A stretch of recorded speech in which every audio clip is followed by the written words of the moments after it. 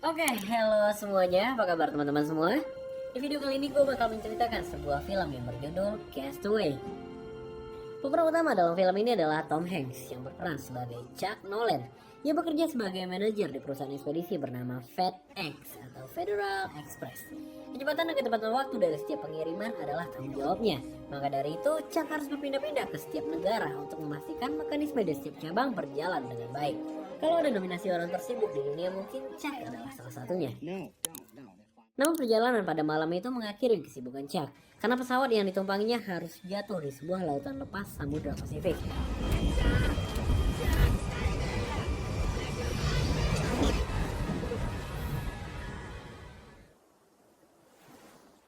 Saat terbangun dia sudah berada di pinggir pulau tanpa penghuni.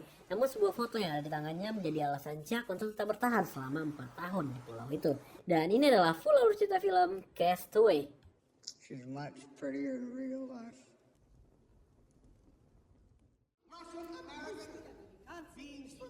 Scene diawali dengan memperlihatkan salah satu gudang FedEx yang berada di Rusia. Chuck komplain atas performa pengiriman yang sangat lambat. Dengan sengaja mengirim sebuah paket yang berisikan timer, ia langsung mengetahui kualitas pengiriman pada sebuah cabang. Layaknya seorang atasan, Chuck memarahi setiap pekerjanya dan menjelaskan pentingnya waktu bagi sebuah perusahaan ekspedisi. Dan bagaimanapun itu adalah pekerjaan Chuck, mengkritik dan memperbaiki setiap cabang yang memiliki masalah pada pengiriman. Pada malam harinya, Chuck harus kembali ke Amerika untuk makan malam bersama kekasihnya, Kelly. Sekaligus ia harus menemui seorang dokter untuk konsultasi masalah gigi yang ia alami. Namun sayangnya belum 24 jam bertemu Kelly, Chuck kembali ditugaskan untuk terbang ke Malaysia. Hal ini membuat Chuck harus kembali kehilangan malam Natal bersama kekasihnya itu. We have to do it in the car. Sesampainya di bandara, mereka memutuskan untuk bertukar kado Natal lebih awal. Kelly memberikan sebuah benda berbentuk arloji dengan foto di dalamnya. Kelly mengatakan jam itu adalah peninggalan kakeknya. Sedangkan Chuck memberikan sebuah hadiah, namun bukan semacam hadiah yang akan dibuka di mobil. Jadi hanya dia yang tahu isi box itu. Just take it and hold on to it. You can open it on New Year's Eve. I'll be right back.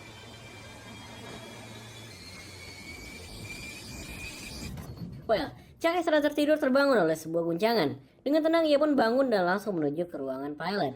Pilot mengatakan bahwa mereka berencana membelokkan pesawat karena ada gangguan cuaca. Namun pesawat tiba-tiba kehilangan kontak dengan ATC sehingga mereka sangat kesulitan untuk menggambar rute baru. Pilot meminta Chuck untuk segera duduk dan mengenakan sabuk pengaman karena kemungkinan akan terjadi sebuah turbulensi hebat. Namun bukannya duduk, Chuck malah ke toilet untuk mencuci muka. Broadcasting in the blind. How do you read? Ya, hanya dalam sepersekian detik, situasi berubah dalam seketika. Hembusan angin yang sangat kuat masuk ke dalam kabin sehingga membanting Chuck dan terpental hingga menggantung pada tali pembatas yang ada di pesawat. Co-pilot langsung mendatangi Chuck untuk membantunya duduk dan memberikan bantuan oksigen. Co-pilot juga mengatakan bahwa pesawat berkemungkinan melakukan pendaratan darurat di atas air sambil memberikan karet pelampung kepada Chuck. Namun sayangnya saat menerima karet pelampung itu, Chuck secara nggak sengaja menjatuhkan jaket pelampungnya dan jam yang pernah diberikan oleh Kelly. Chuck kembali diteriaki oleh co-pilot ke jaketnya dan kini Chuck harus memilih antara mengambil jam yang berada di pojok kiri atau pelampung yang ada di kanannya.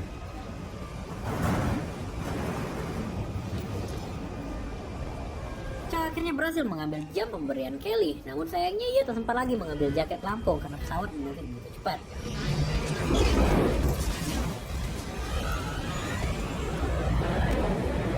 Pesawat jatuh tak hanya dalam posisi menukik ke bawah, tapi juga menghantam air dengan kecepatan tinggi yang membuatnya hancur dalam seketika.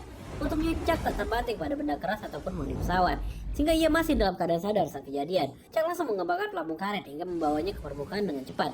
Namun di permukaan ternyata tak seindah yang diharapkan. Badai petir membuat ombak sangat tinggi pada malam itu, sehingga karet pelampungnya terdorong ke arah turbin engine yang masih berputar.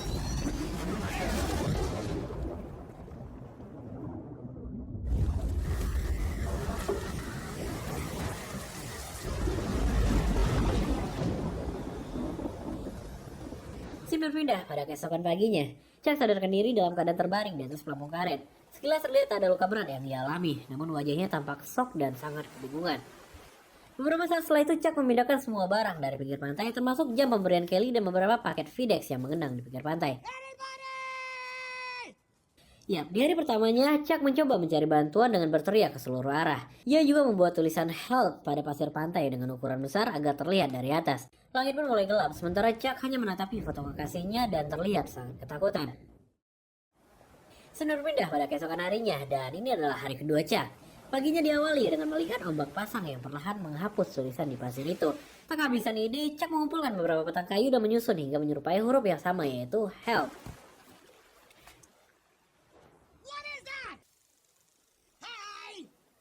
Chuck tiba-tiba dikagetkan oleh kelapa yang jatuh persis di hadapannya. Dan dari sini ia sadar bahwa air kelapa bisa dimanfaatkan sebagai pengganti minuman. Namun masalahnya ia tak punya alat untuk membukanya. Di momen ini Chuck berkali-kali gagal dalam mengupas kelapa. Hingga akhirnya batu yang ia gunakan itu pecah dan membentuk sebuah benda tajam. Dan dari sini ia memanfaatkan pecahan batu itu sebagai pisau hingga ia bisa meminum air kelapa pertamanya.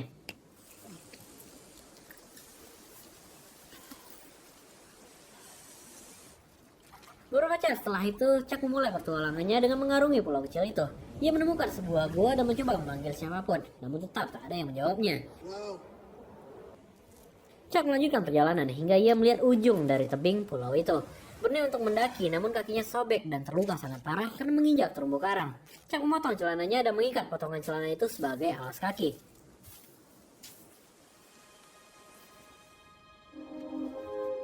Dan sampailah ia di puncak dari tebing itu. Ia mulai melakukan observasi ke setiap sudutnya, namun pandangannya terhenti karena melihat sesuatu yang mengambang di pinggir pantai. Chuck pun segera turun dan berlari untuk menghampiri benda itu. Dan ternyata itu adalah mayat dari seorang co-pilot yang malam itu membantu Chuck duduk menggunakan sabuk pengaman dan memberikan oksigen. Chuck segera membawa mayat dari co-pilot itu ke tepi pantai. Sebelum menguburnya, Chuck mengambil beberapa barang yang bisa ia gunakan seperti sepatu dan senter.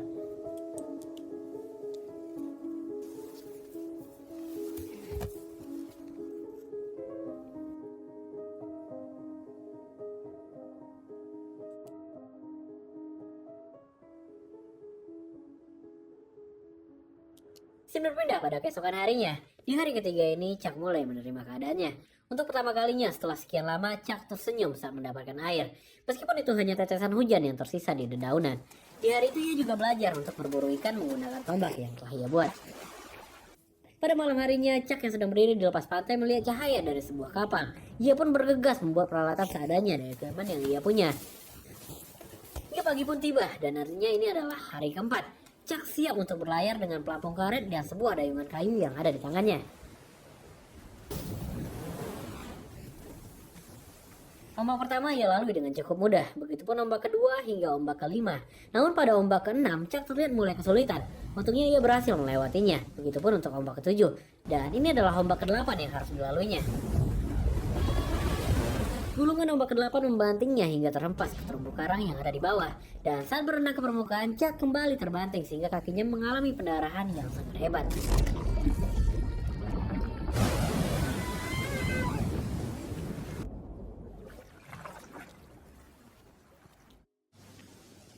Hujan badai kembali terjadi pada hari itu. Chuck yang tak berdaya memutuskan untuk tinggal di goa hingga keadaan membaik.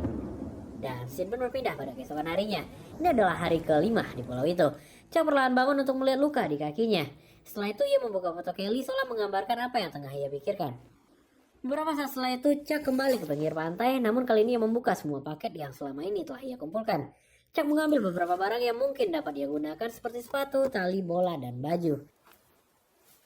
Perut yang lapar pun memaksa Chuck untuk berburu. Untungnya ia berhasil mendapatkan kepiting pertamanya, namun itu masihlah kepiting mentah. Chuck tetap harus memasaknya. Percobaannya membuat api ternyata tak semudah yang terlihat pada Hollywood movie. Dan ini adalah hari ke-6. Chuck terlihat masih berusaha menyalakan api menggunakan dahan kayu yang ia gesekkan ke beberapa kertas kecil. Hampir seluruh telapak tangannya dipenuhi baretan halus, namun Chuck tak putus asa. Kali ini ia mencoba mengganti potongan kertas menjadi serat kelapa. Bukan api yang terpancing, malah darah yang bercucuran. Tangannya robek karena dahan kayu yang terpelanting. Kini masalah semakin besar, hampir seluruh dari tubuhnya dipenuhi luka, robek, dan memar tanpa ada obat pemulihnya. Secara nggak sengaja, Chuck melihat ke arah bola yang sempat ia pegang. Ia melihat sebuah wajah di bola itu. Sesuai brandnya, Chuck memberi nama kepada bola itu dengan sebutan Wilson. Sekarang ia punya teman baru. Seolah juga mendapat semangat baru, Chuck membungkus tangannya dan kembali berusaha membuat api. Namun kali ini sambil berbicara dengan Wilson.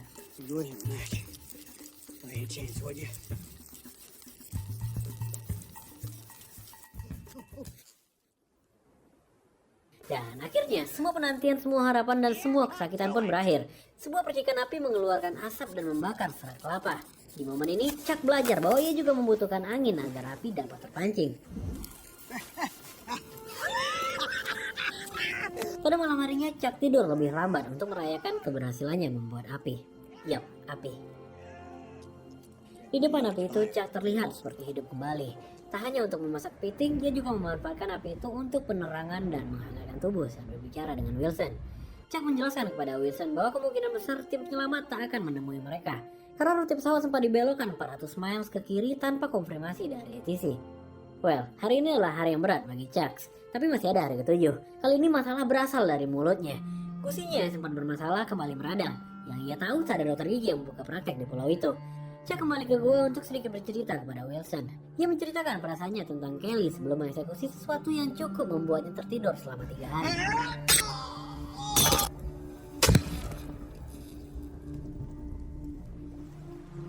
Dan hari ini adalah tahun keempat sejak hari itu. Chuck yang sekarang mungkin sangat susah untuk dikenali. Kulit yang tebal, wajah yang kusam, dan rambut yang telah menutupi hampir dari seluruh wajahnya. Namun semua itu seiring dengan kemampuannya dalam bertahan hidup. Mencari ikan dan kepiting bukanlah sesuatu yang sulit lagi. Namun dari raut wajahnya, Chuck terlihat hanya bernyawa tapi tak benar-benar hidup. Stres, depresi, kemarahan, dan ketakutan mungkin itu adalah gambaran ekspresi wajah Chuck saat ini. Satu hal yang mungkin masih sama, sebelum ia tidur ia selalu membuka foto kekasihnya, Kelly. Shut up!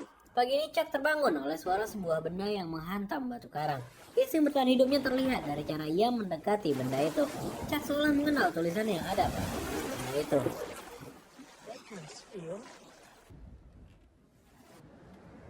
Beberapa saat kemudian benda yang berbentuk PVC portable itu jatuh di tiap angin. Chuck langsung berpikir bahwa benda itu bisa dijadikan sail untuk berlayar layaknya sebuah kapal. Tak pikir panjang, ia pun langsung kembali ke hutan dan menebang beberapa kayu. Kayu itu diukur dan disusun sedemikian rupa hingga membentuk sebuah rakit. Chuck juga memperhitungkan tali yang dibutuhkan untuk mengikat sebuah rakit. Sepatu yang hari itu ia temukan dalam salah satu paket FedEx masih ia gunakan sebagai pisau untuk memotong. Hari-hari pun berlalu, Wilson masih menjadi sahabat terbaiknya. Malam itu ia bercerita kepada Wilson bahwa Maret hingga April adalah waktu terbaik untuk mereka berlayar, karena air pasang dan angin tak begitu besar. Pengalaman Chuck selama 4 tahun tak hanya membuatnya ahli dalam berburu, tapi juga mengerti dalam membaca arah angin. Scene berpindah pada malam harinya. Seperti biasa, sebelum tidur Chuck menghabiskan sedikit waktunya untuk bercerita dengan Wilson. Namun cerita pada malam ini cukup meluapkan emosi karena Chuck bercerita tentang niatnya yang akan segera meninggalkan pulau. Seakan Wilson menjawab semua omongannya, Chuck marah dan langsung menendang Wilson keluar dari sana. Emosi sesaat membuat Chuck harus menangis untuk mencari keberadaan Wilson yang sudah tak terlihat atau mungkin hanyut di bawah ombak.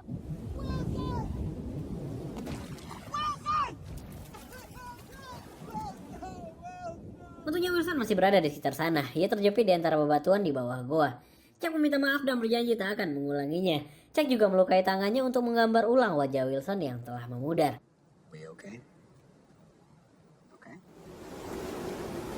Dan sampailah pada hari itu. Angin berhembus sesuai dengan prediksi Chuck. Sebuah lampu hijau pertama untuk memulai. Namun sebelum ia turun ke laut, Chuck mengukir sebuah tulisan tentang atau sebagai tanda keberadaannya di pulau itu.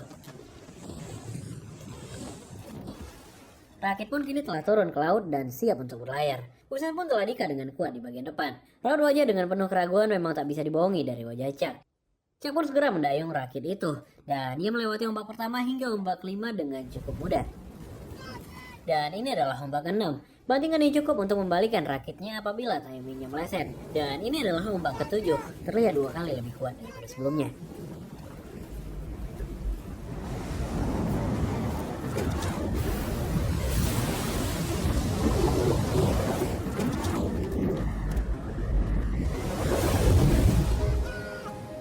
Berhasil melewati ombak itu adalah hal terbaik yang pernah ia lakukan selama 4 tahun ini. Setelah itu Chuck kembali menatapi pulau itu dari kejauhan dan mungkin ini untuk yang terakhir kalinya. Bagaimanapun ini adalah awal mula perjalanan panjangnya. Langit pun mulai gelap, Chuck masih mendayung tanpa arah yang jelas. Hujan pada sore itu dimanfaatkan sebagai air untuk minum dan persediaan cadangannya. Malam harinya, Chuck dikagetkan oleh seekor humpback whale yang muncul di sampingnya. Namun dia tahu bahwa paus ini hanya penasaran dan tak membahayakan. Keesokan harinya, Chuck kembali berburu dan mendapatkan seekor ikan sebagai sumber makanan. Namun pada malam harinya keberuntungan tak berpihak pada Chuck. Hujan badai di Samudra Pasifik itu kembali menimpanya. Angin yang sangat kencang memperandakan rakitnya. Hyper atau PVC yang ia gunakan sebagai atap dan penentu arah angin itu pun terbang terpelanting sangat jauh. Sebuah masalah serius yang membuat rakitnya tak bisa lagi berlayar mengikuti arah angin. Keesokan paginya Chuck pun terbangun dengan Wilson yang sudah mengambang di lautan. Tanpa perlu mengumpulkan nyawa, Chuck langsung bangun dan berenang untuk mendapatkan Wilson. Namun sayangnya semakin dia mengejar semakin jauh pula Wilson dibawa oleh ombak. Bagaimanapun dia juga harus memegang tali dari rakitnya agar tak terbawa oleh angin. Wilson! Wilson! Wilson! Wilson! I'm sorry! Wilson, I'm sorry! Mungkin ini adalah salah satu hari paling menyedihkan bagi Chuck. Tanpa Wilson, mungkin Chuck sudah gila dari jauh hari karena menghadapi kejenuhan dan mati dalam kesepian. Kini Chuck telah memutuskan untuk mengakhiri semuanya. Ia membuang dayung dari rakit itu dan mengambang tanpa arah di lautan lepas.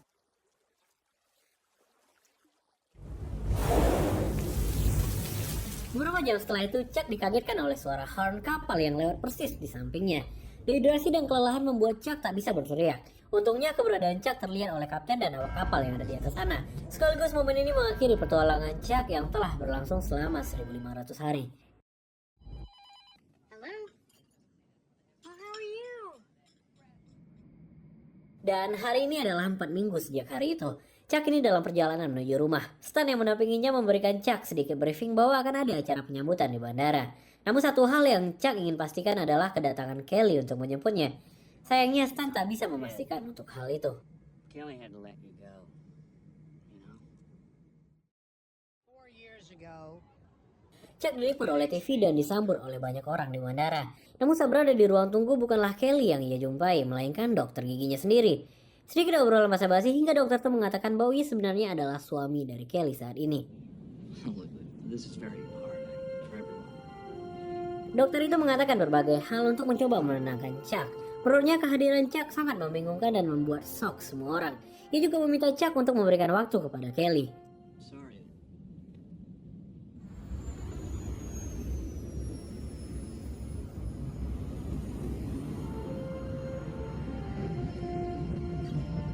Semua rekan-rekan menyambut Chuck dengan bahagia pada malam itu. Namun Chuck tak terlihat begitu bahagia. Atau mungkin karena sesuatu yang ada di pikirannya. Kemudian Chuck berjalan sambil melihat ke arah hidangan. Namun pandangannya teralihkan oleh seekor kepiting. Ia pun mengambil kepiting itu dan menjatuhkannya. Dia juga mengambil sebuah lighter, seolah ingin berkata betapa mudahnya semua itu untuk dilakukan.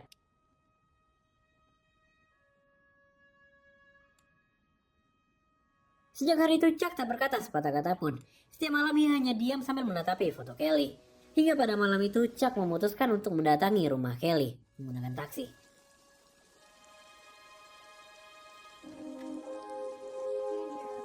Melihat Chuck kehujanan, Kelly memintanya untuk segera masuk dan kemudian langsung memeluknya.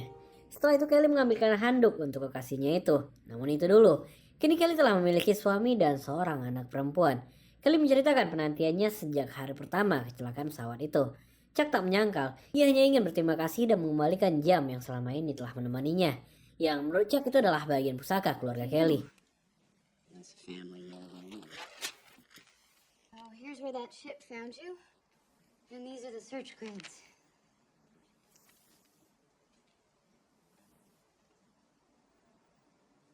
I never should have gotten out of the car. Chuck tersenyum ketika Kelly membawanya ke dalam garasi. Yap, sebuah mobil tua yang setiap waktu menemani mereka berdua. Momen ini adalah gambaran perasaan yang membingungkan antara harus melepas atau memperjuangkan. Kelly meminta Chuck untuk membawa mobil itu bersamanya.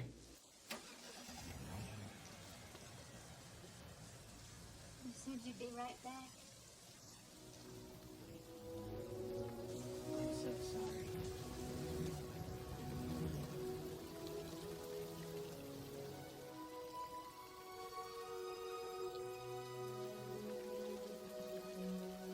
Beberapa saat setelah Chuck meninggalkan garasi itu, Kelly langsung berlari mengejar dan memanggil namanya. I always knew you were alive. I knew it. Mungkin ini adalah puncak dari emosi yang tersimpan selama ini. Kelly mengungkapkan perasaannya dan selalu merasa bahwa Chuck masih hidup. Namun semua orang memintanya untuk berhenti dan merelakan kepergian Chuck. I love you. I love you too, Kelly. more than he loves you. Ia membukakan pintu mobil untuk Kelly. Jack? You don't have to go. Bukan untuk membawanya pergi bersamanya, tapi untuk mengantar Kelly pulang kembali bersama keluarganya. Scene pun berpindah pada sebuah ruangan. Chuck menceritakan kisah ini kepada sahabatnya, Stan, yang menceritakan seluruh perasaannya termasuk tentang Kelly. Chuck mengaku pernah kehilangan Kelly selama 4 tahun, namun tetap berusaha untuk hidup dan bernafas meski tak ada harapan. Dan hari ini, ia kembali kehilangan Kelly, tapi untuk selamanya. Kini satu hal yang ia tahu, tetaplah bernafas karena hari esok matahari akan kembali terbit. Because tomorrow the sun will rise. Oke, jadi itu adalah full alur cerita film Castaway. Gimana pendapat kalian? Kalian bisa langsung aja tulis di kolom komentar di bawah. Menurut gue ada 3 hal yang keren banget di film ini. Yang pertama itu adalah kerjasama antara film ini dan Federal Express atau FedEx. Soalnya kita menikmati alur ceritanya tanpa merasakan adanya sebuah atau bahkan beberapa brand yang di-highlight di dalam film ini. Yang kedua adalah tentang Wilson.